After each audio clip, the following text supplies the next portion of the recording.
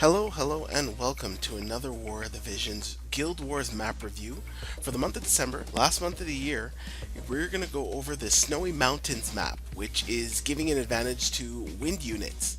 So wind attack is raised.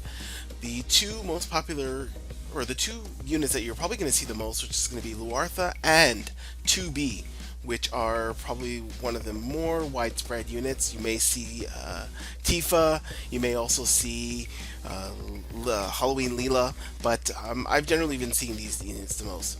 The map is very close quarters, so you're going to need units that don't require much buffing because it's going to be pretty much one move and you're going to be already in attack mode. So I'm going to get right into it. I'm going to use two units just so that you're able to see the map. I'm using two really crappy units, Servo, not really important units, but just so that you can get a look at the map. So almost immediately they did one move, and they're already in attack mode attacking each other.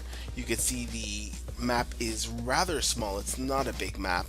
So you're going to want to keep that in mind when you're equipping your team or when you're creating a team. A team that doesn't require much buffing or that isn't so dependent on the other team members is probably going to be the best way to go.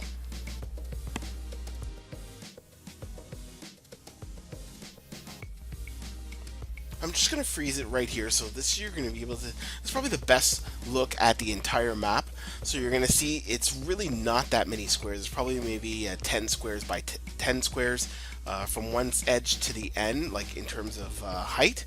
So you're really there. Some enemies or some units can hit 5, 6, 7, even 8 squares away in the case of Jaden and Fina.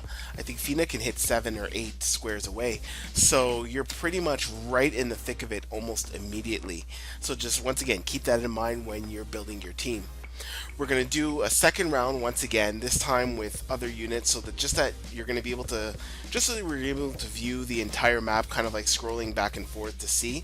But essentially, the trick to this map, or the key to this map, is keeping in mind that you're not going to have very many moves before you engage with the enemy, so you're gonna have to make sure that you have units that aren't dependent on like buffing multiple times, because you're only really going to get one shot to buff.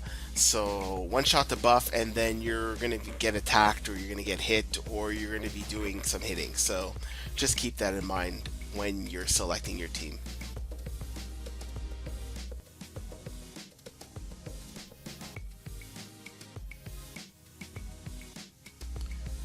Alright, so once again, you're gonna be able to see the entire map. It's not really a huge map, probably like I said, 10 to 12 squares wide, and you're really in the thick of it almost immediately. You take one step and you attack. You can take advantage of this by maybe using this against certain of the opponents. Jaden, Yuna might be a little bit more aggressive than you expect, and what they'll do is they'll probably just step forward. Yuna might not do a re-raise, Jaden might not do a buff, and then you could probably take advantage of that, especially like Cloud. When you think of Cloud too, Cloud, if he's not taking his buffs to take advantage of the crit damage or increase the crit damage, then he's especially at risk. So keep in mind when you're when you're building up your team. Alright, so a quick video just to show up the map.